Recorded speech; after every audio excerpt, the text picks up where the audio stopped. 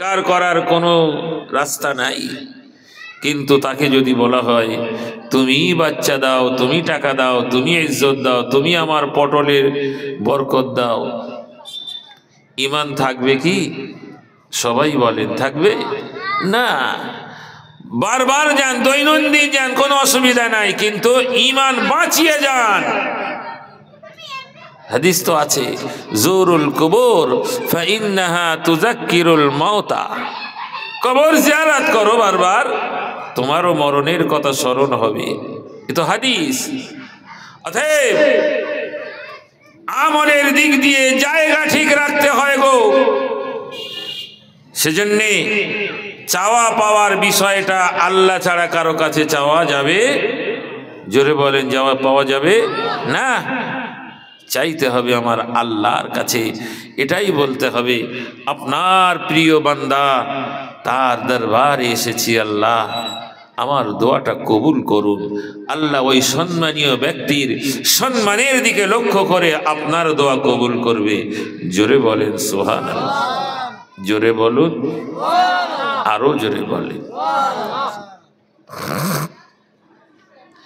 কুদরত আমার আল্লাহ তাআলার কৌশলকে বুঝে জগতের মানুষ, এই মানুষগুলোই তো আমার আল্লাহকে সিজদা করতে পারে, এই মানুষগুলোই তো আমার আল্লাহর কাছে চাইতে পারে, এই মানুষগুলোর ঈমান মজবুত হয়ে যায়। এই মানুষগুলো সপ্তাহের লাইনে তাদের ঘরের পর্দার মানুষগুলোকে দাঁড় করায় না।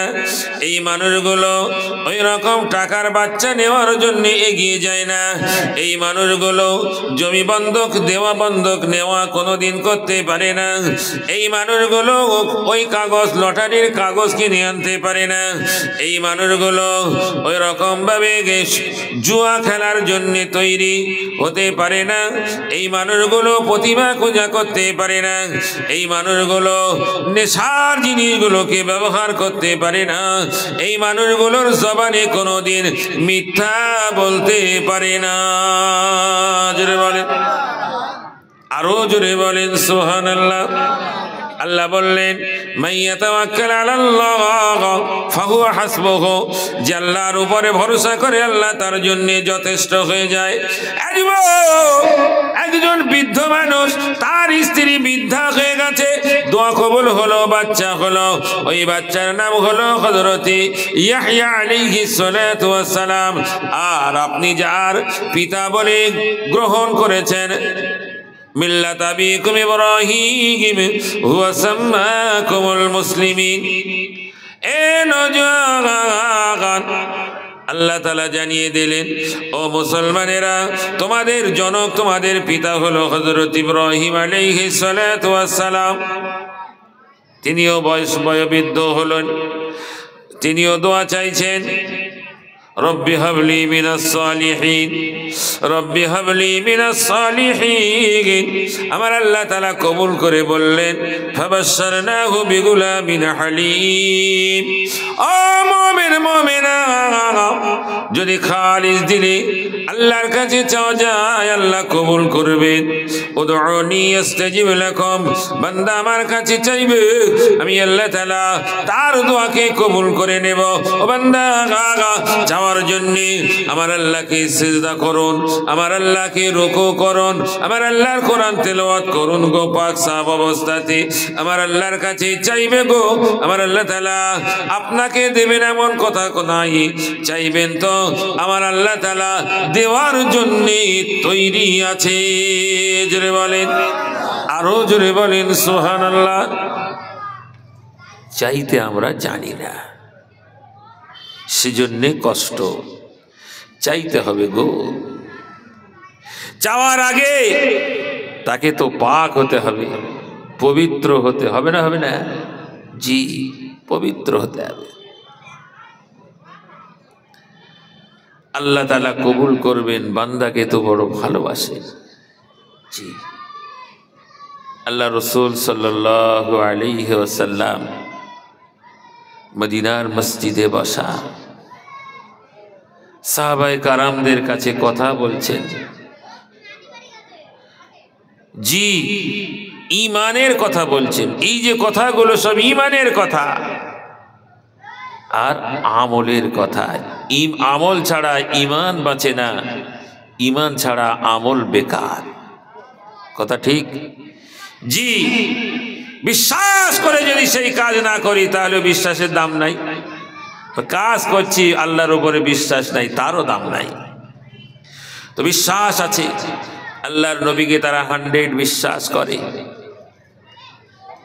বলছে আর রাসূলুল্লাহ, নামাজের কথা বলেছেন আমরা নামাজ পড়ি, হজের কথা বলেছেন আমরা হজ করেছি, জাকাতের কথা বলেছেন, এসব আল্লাহর বিধান, আমরা জাকাত আদায় করি। অর্ডার আল্লাহ তাআলার, কিন্তু তাকে দেখা হবে না এই জগতে, তার অর্ডার মানছি। কারণ তাকে না দেখার বিষয়টা ঈমান।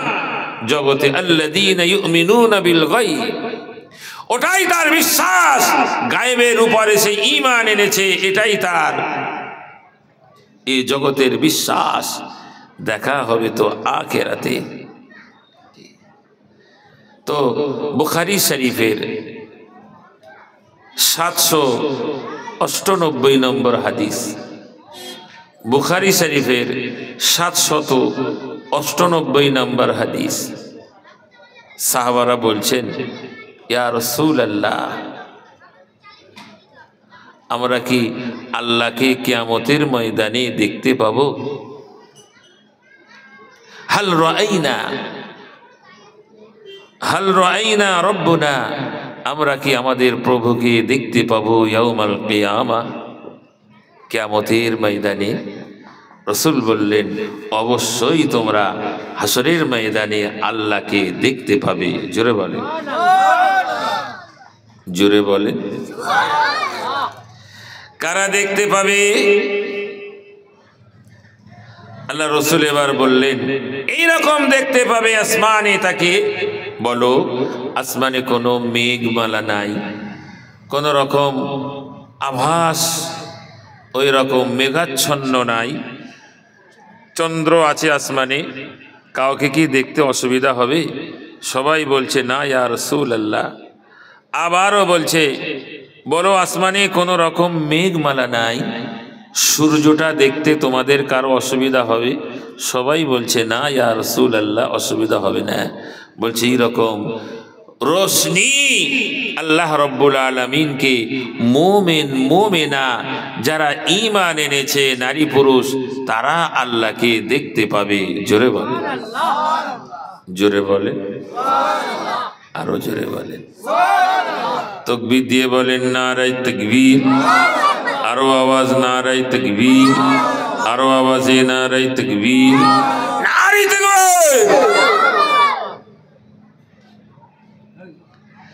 আল্লাহর নবী সাল্লাল্লাহু আলাইহি ওয়াসাল্লাম বললেন, ওরা দেখতে পাবে না,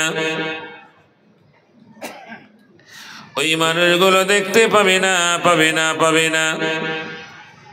নামাজ পড়েছে দেখতে পাবে না, রোজা রেখেছে তারাও দেখতে পাবে না, হজ করেছে তারা দেখতে পাবে না, আবারও তারা আল্লাহর রাস্তায় খরচ করেছে তারা দেখতে পাবে না। আল্লাহর নবী সাল্লাল্লাহু আলাইহি ওয়াসাল্লামের কথাটা বুখারী শরীফে ইমাম বুখারী রাহমাতুল্লাহি আলাইহি আনলেন। ওই মানুষগুলোকে কেউ সতর্ক করা আছে, ইয়া আইয়ুহাল্লাযীনা আমানু ইন্নামাল খামরু ওয়াল মাইসিরু ওয়াল আনসাবু ওয়াল আযলামু রিজসুম মিন আমালিশ শাইতান ফাজতানিবুহু লাআল্লাকুম তুফলিহুন। إنما يريد الشيطان أن يوقع بينكم العداوة والبغضاء بالخمر والميسر। এ মুমিন, তোমাকে আল্লাহ বললেন, ও মুমিন, মদ, জুয়া, প্রতিমা পূজা, লটারি, এগুলো হলো শয়তানের নিকৃষ্টতম কাজ।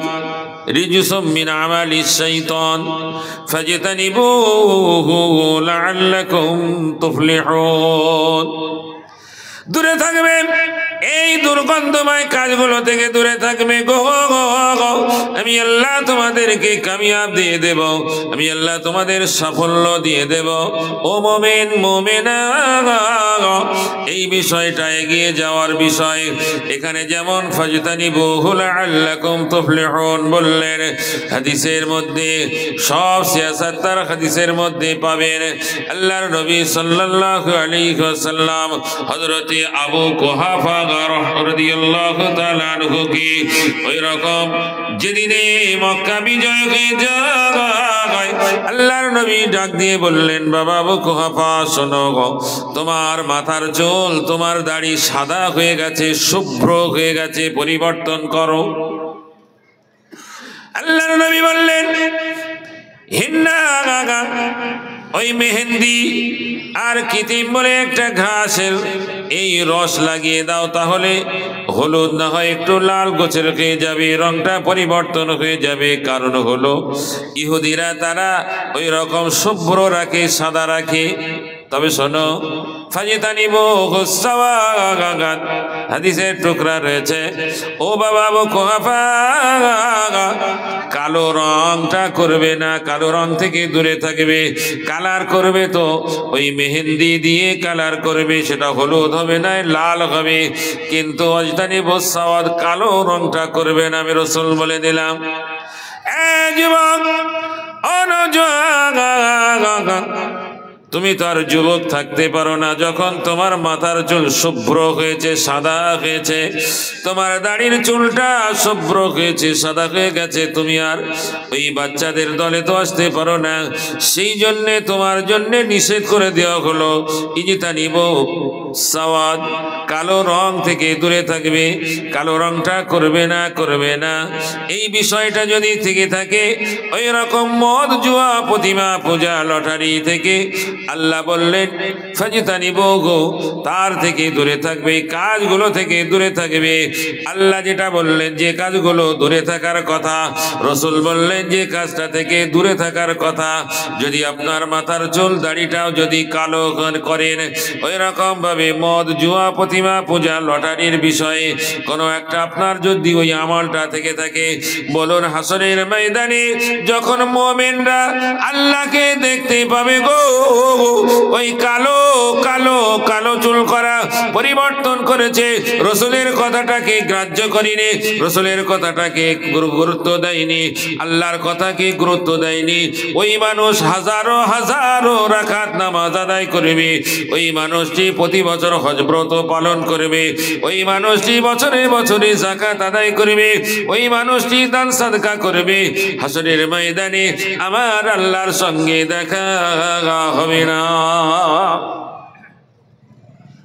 জি, একটা বাংলা কথা আছে, বাংলা কথা বলে, শিং ভেঙে কোথায় যায় জানানি, মানে শিং ভেঙে বাছুরির দলে যায়, হবে? জি জি, আমি যখন ক্লাস 3-তে পড়তাম একটা গল্প মনে পড়েছে। তো ওই পাশের গ্রামের কালিকাপুর গ্রামের একটা ছেলে, তার নামটাও মনে আছে, কালিদাস নাম। তো ক্লাস 3-র এখন যেমন 9 বছর হবে ক্লাস 3-তে পড়বে, তখন তো ছোট বড়র বিষয়টা অত গণনা করা হয়নি, তবুও 10-এর মধ্যে সবাই থাকবে, 10 বছরের মধ্যে। তার বয়স খুব কম হলে 18-19 বছর বয়স, মানে গোপের সেরা নিয়ে চুল বেরিয়ে গেছে। তো তাকে ক্লাস 4-এ ভর্তি করেছে, না ক্লাস 4 না, ক্লাস 2-এ ভর্তি করেছে, আমাদের পিছনের ক্লাসে। তো দেখেছি যে কথা বলে শিং ভেঙে বাছুরের দলে যাওয়া, ও একটা উদাহরণ যে 18-19 বছরের ছেলে ক্লাস 2-তে ভর্তি করেছে, ও বাচ্চাদের সঙ্গে বসে থাকতে পারবে? ও তো সব বেঁকে যাবে শরীরটা, মানে নিচু হতে নিচু হতে নিচু হতে আরো নিচু হয়ে যাবে, তাই না? তো যারা দাড়ি কলক করে তারা যুবকদের সঙ্গে মিশতে মিশতে মনে হবে তাদের একদিন বলবে যে কি ব্যাপার, তোমার চামড়ার খবর কি, চামড়াটা ঠিক করো। তার মানে কি, বয়স হলে চামড়া গোটানো ধরবে না, ধরবে না, ধর না? তো ওটা টাইট করতে হবে। তো চুলটা নাই তুমি কড়ার কালি লাগিয়ে দিলে, জি কি একটা মেডিসিন পাওয়া যায়, দিলে কালো হয়ে যায়। খুব ভালো। কালো করার প্রয়োজনটা কি বলো? প্রয়োজন নিশ্চয়ই তার দুর্বিষহ আছে, আছে না নাই? কোন রকম অবৈধ বিষয় তার অন্তঃকরণে দাউ দাউ করে জ্বলছে, তা না হলে সে কালো করবে কেন? জি, আমি কালকেরে ফুরফুরা শরীফে গিয়েছিলাম। আমরা প্রায় কম বেশি 100 আলেম গিয়েছিলাম। তো একজন মৌলভী সাহেব, নামও বলছি না, জায়গাও বলছি না, মৌলভী সাহেব ভালো শিক্ষিত, একসময় বুখারী শরীফ পড়িয়েছেন, এখন সরকারি স্কুলে চাকরি করেন, আবার পিএইচডি করেছে। দাড়ি বেশ বড়, কিন্তু একটা দাড়ি তার পাকা দেখতে পেলাম না, সাদা দেখতে পেলাম না।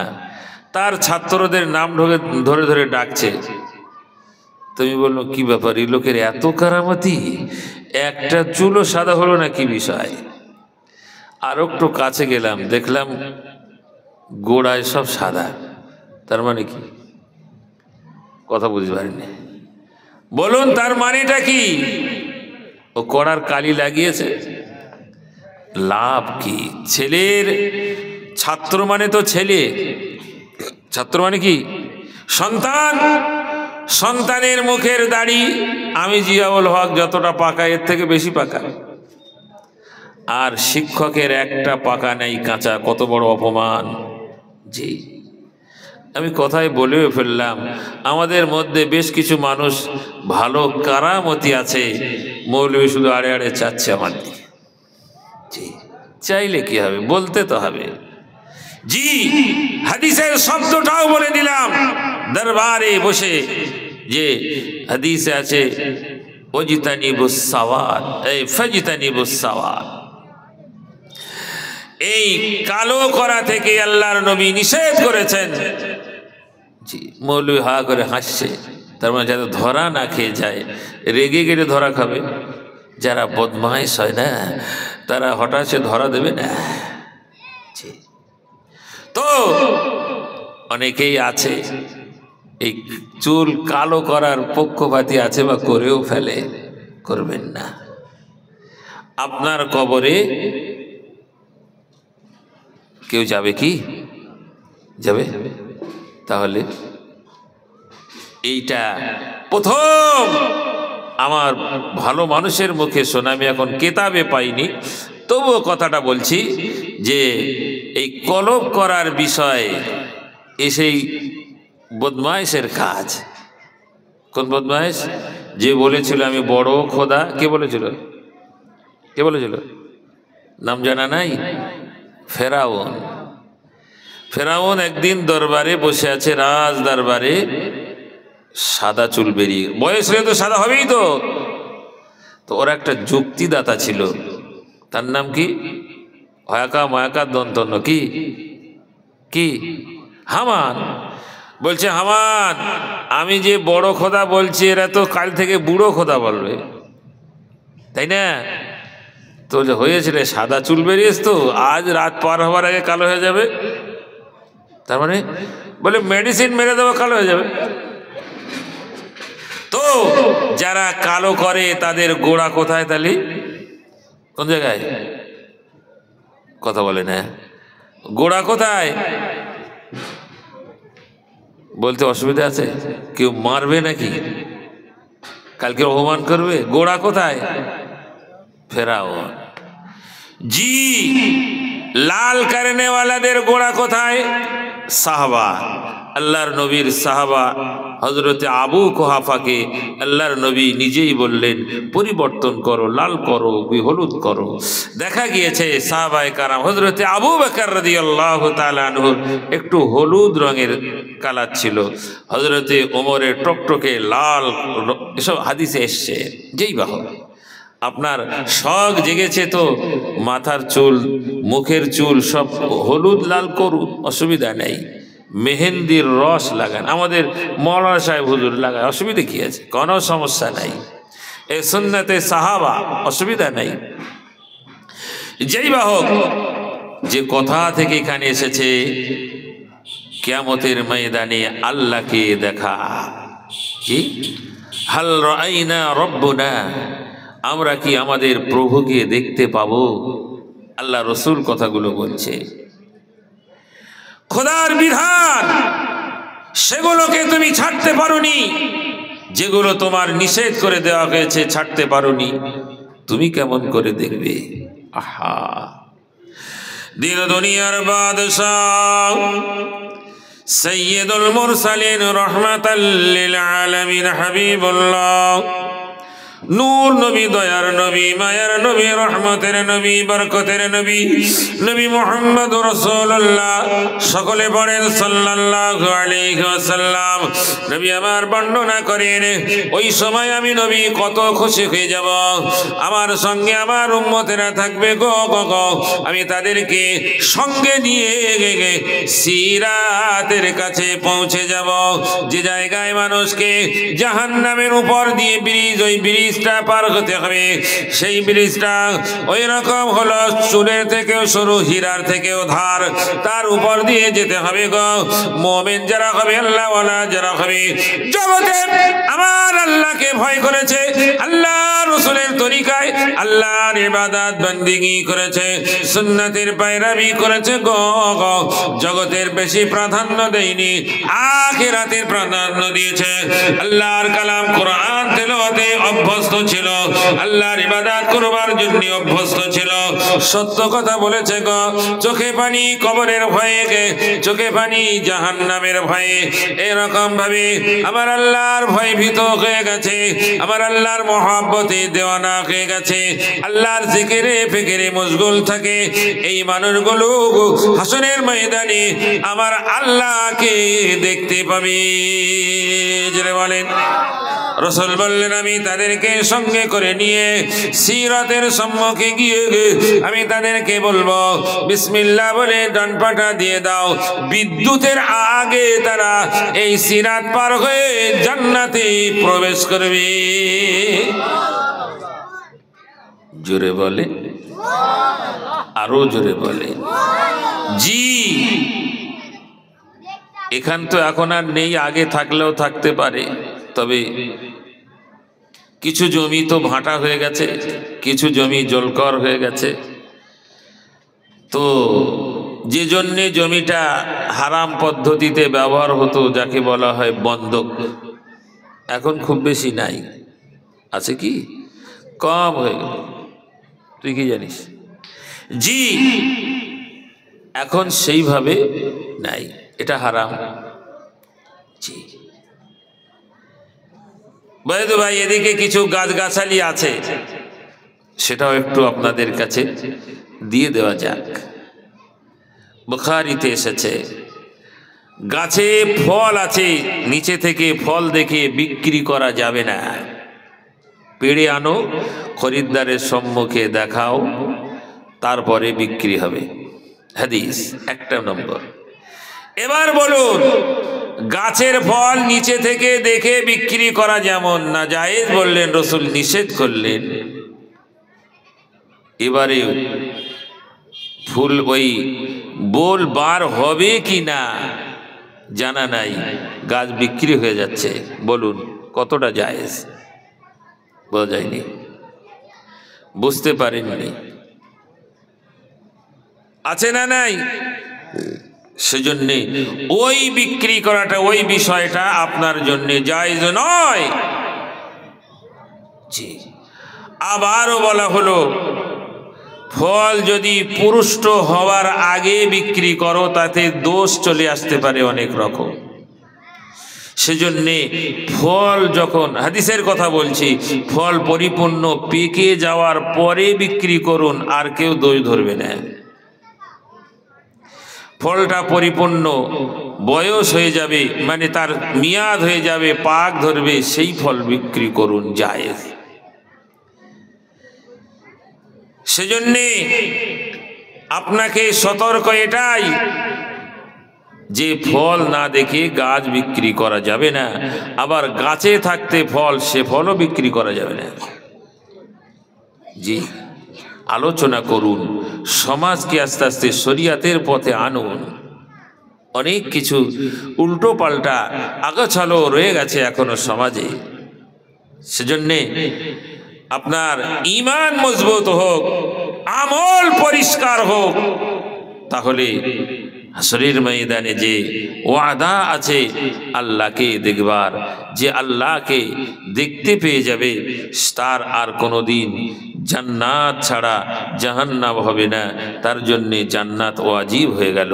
জোরে বলে, আরো জোরে বলে। কুদরত আমার আল্লাহ তাআলার কৌশলকে বোঝে জগতের মানুষ। আল্লাহর নবী সাল্লাল্লাহু আলাইহি ওয়াসাল্লামের দরবারে এসে দাঁড়ানো আল্লাহ রসুলকে বলছেন, ইয়া রাসূলুল্লাহ, আমলের বিষয়ে যে আমল করলে ভালো হবে আমাকে জানান।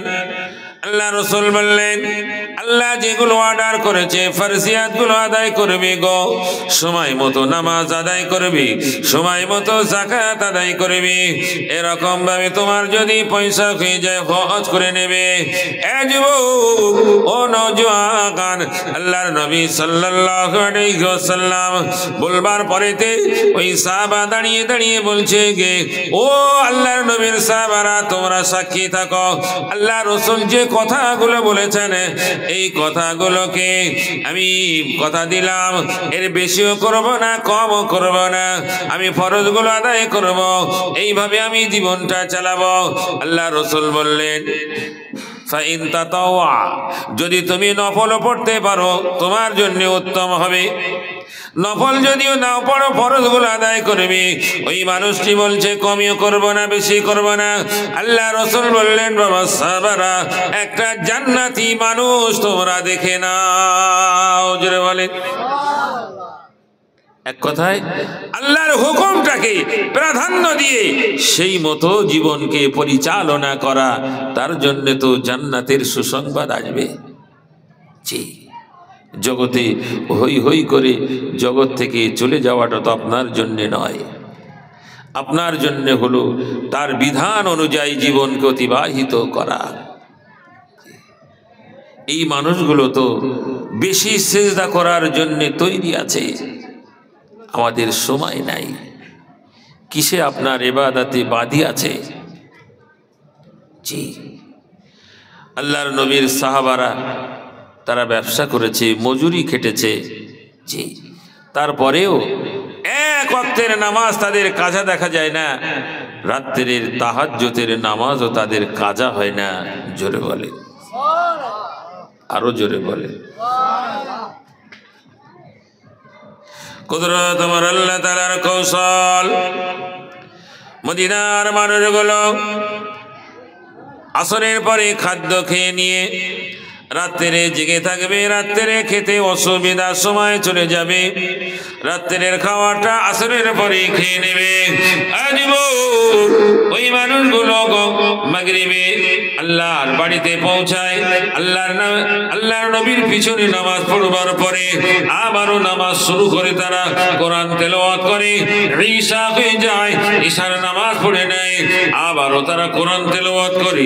আরে আল্লাহর বাড়িতে আছে গো, ওই মানুষগুলো দাঁড়িয়ে যায়, আল্লাহর নামাজ, তাহাজ্জুদের নামাজ আদায় করে। এই নামাজ পড়তে পড়তে পড়তে পড়তে কোনদিন দেখা যায় আল্লাহর নবীর সেই পাগল হযরতে বেলালের কণ্ঠে ফজরের আযান। তাদের ছেলেগুলো ফ্রি ফায়ার খুব বেশি খেলবে না, তাদের ছেলেগুলো খুব বেশি ওই এই ঢপঢপে আওয়াজ যে শুনতে পাচ্ছেন ওইখানে খুব বেশি যাবে না। পৃথিবীর জমিনে একটা মাতাল হলেও তার ছেলে তার বাপকেই মর্যাদা দেয়। একজনের ছেলে আল্লাহর ওলি আর একজনের ছেলে মাতাল, জিজ্ঞাসা করা হোক কার বাপ ভালো, এই মাতাল ছেলেটা, মাতালের ছেলেও বলবে এই আমার আব্বা তোর বাপের থেকে ভালো। পৃথিবীর জমিনে একটা সন্তান সব থেকে মর্যাদা দেয় তার বাপের এবং ফলো করে তার বাপের। আমার বাপ কি করছে দেখবেন, আপনি পরিপূর্ণ নামাজি হয়ে যাবেন।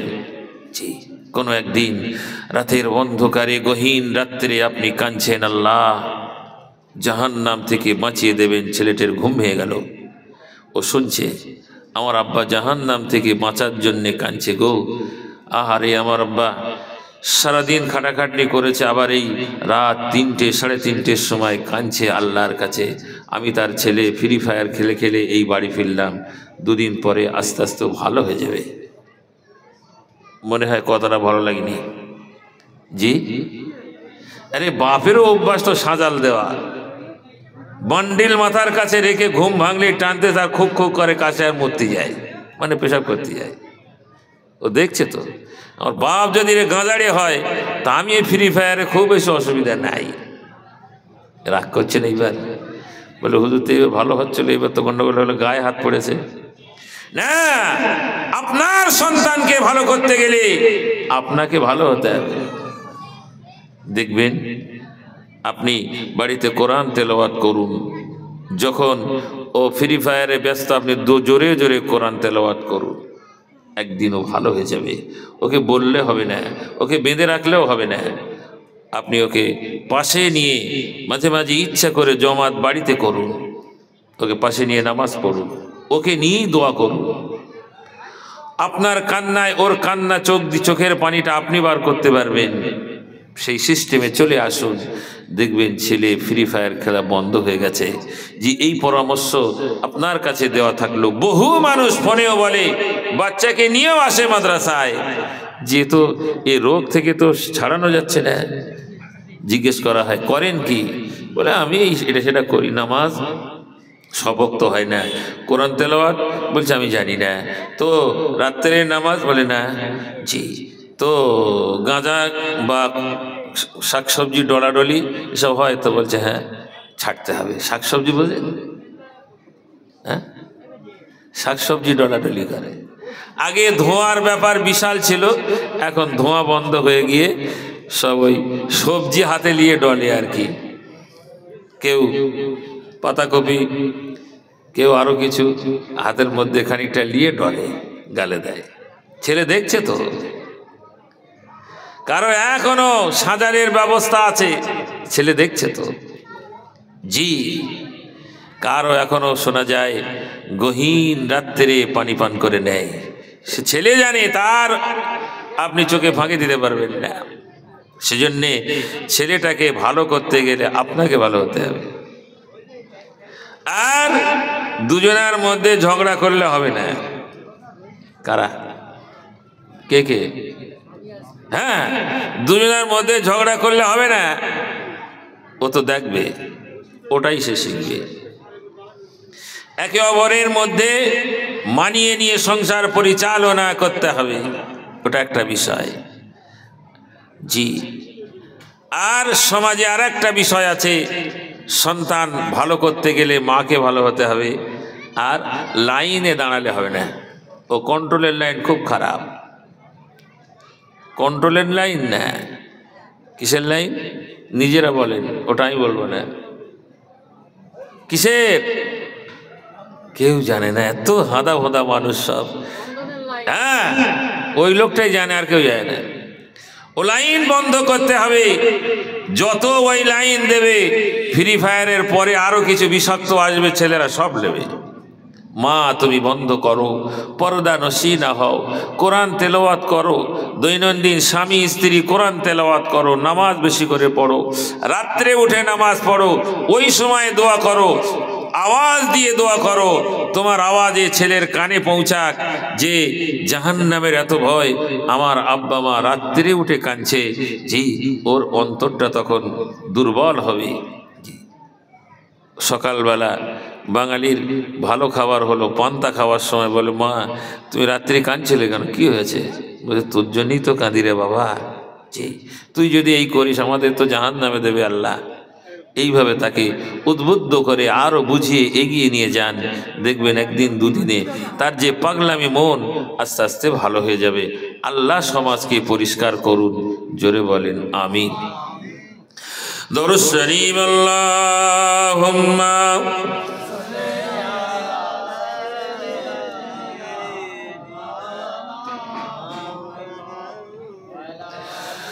بلغ لي سيدنا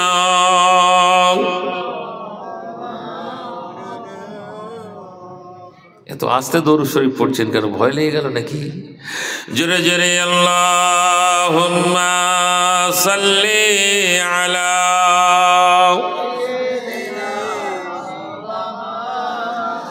بلغ لي سيدنا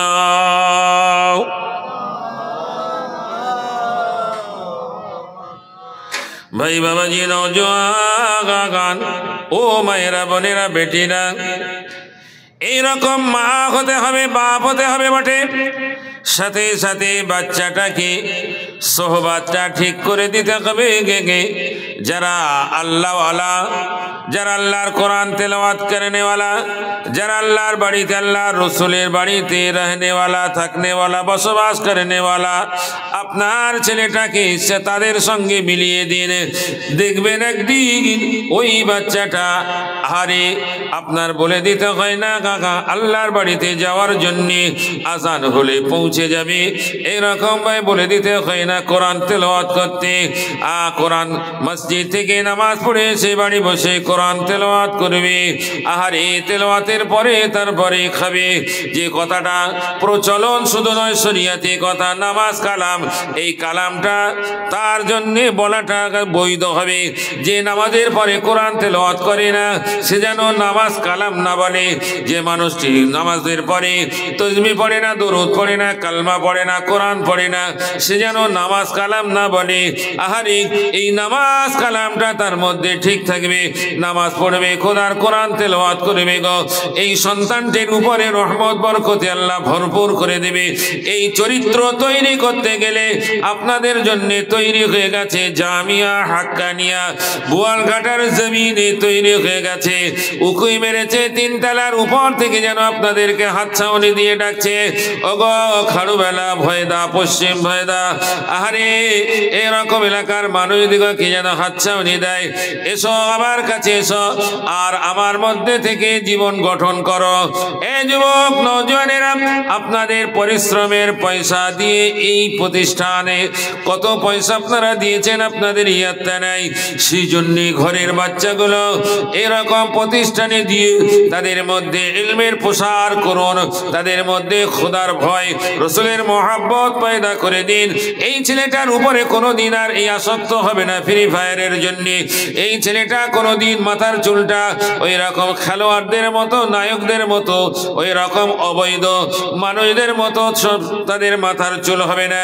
ইহুদি নাসারা জৈন পারসে কৌতলিকদের মতো তাদের চরিত্র হবে না। তাদের চরিত্র হবে মদিনাওয়ালা নবী মুহাম্মদুর রাসূলুল্লাহ সাল্লাল্লাহু আলাইহি ওয়াসাল্লামের চরিত্রে চরিত্রবান হয়ে যাবে। সাহাবাদের মতো তারা আমল করতে শিখবে, সমাজ পরিষ্কার হয়ে যাবে, এই সমাজের কুসংস্কার দূর হবে। সেজন্যে আপনার ছেলেটাকেও যেদিনে আলেম বানিয়ে দেওয়া হবে, যেদিনে সে আলেম হয়ে ফিরবে গো, আরে এই আনন্দটা বিশ্বের কোনো মানুষের অন্তঃকরণে নাই।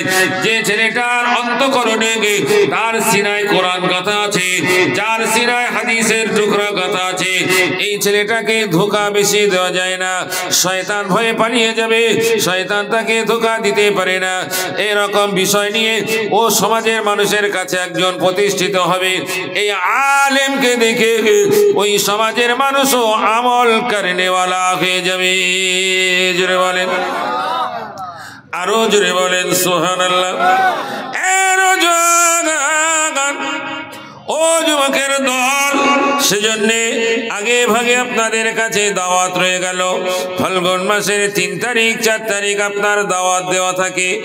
আজ আপনার কাছে বলে গেলাম, আপনার কাছে অনুরোধ করলাম সেই কথাটাই। আপনি আত্মীয়র বাড়িতে গিয়ে যেমন রাত কাটান, আমি আপনাকে বলবো সেই জন্য আপনাদের জন্য 2 দিন রাখা আছে। 3 তারিখ যদি কারো অসুবিধা হয় 4 তারিখে কোনো সময় কোনো রকম সমস্যা থাকলে আগের দিন 3 তারিখ, এই জন্যে এই 2 দিন আপনাদের জন্য রাখা হলো। আর যাদের সময় আছে আত্মীয়র বাড়ি যাওয়ার মতো 3 তারিখে গোসল করে নিয়ে আপনি পৌঁছে যান, রাত কাটান, সারা রাত থেকে আবার পরের দিন সারাদিন থেকে সন্ধ্যার প্রাক্কালে আপনি আবার ঘরে ফেরন। এরকম মহব্বত তৈরি হয়ে যাক। আপনি এখনো আলেম হওয়ার আর সম্ভাবনা নাই, এরকম আলেম হওয়া যাবে না বটে, কিন্তু আলেমদের থাকার কারখানায় আপনি রাত কাটাবেন, আলেম তৈরি হওয়ার সেই কেল্লায় আপনি রাত কাটাবেন। আহারে সেখানে হাদিসের দর্শ হয়, সেখানে কোরআনের তাফসীর হয়, সেখানে উসুল পড়ানো হয়, ফিকহ পড়ানো হয়, ইলমে কালাম পড়ানো হয়, এরকম ভাবে আরো সমস্ত ফতোয়ার কিতাবগুলো পড়ানো হয়। এ যুবক নওজোয়ান যারা মনে করবে আল্লাহ রাসূলের বাড়িতে একটা রাত কাটিয়ে দেব, তাহলে জামিয়া হাক্কানিয়া আপনাদের জন্য দাওয়াত করার জন্য মাথা উঁচু করে আপনাদেরকে ডাকে আসো। আহারে একটা দিন কাটিয়ে যাও, আহারে হাসরের ময়দানে বলতে পারবে আল্লাহ তাআলা আপনার রাসূলের বাড়িতে একটা রাত কাটিয়েছিলাম, যদি কবুল মঞ্জুর হয়ে যায় তাহলে নাজাতের ওসিলা হয়ে যাবে। জোরে বলে জি। আমার ভাইরা নওজোয়ান ভালো হন, এই ভালো পদ্ধতি হওয়ার জন্য সমস্ত বিষয় জি। ধনপতা FDU সিনিয়র মাদ্রাসা সেও মাথা উঁচু করে দাঁড়িয়ে আছে, আহ্বান করছে আসো লেখাপড়া করো। জি দিন শরিয়াতের কিছু আছে, আবার জেনারেল সাবজেক্ট সবই আছে, আসো শিক্ষা অর্জন করতে হবে, কুসংস্কার দূর হবে।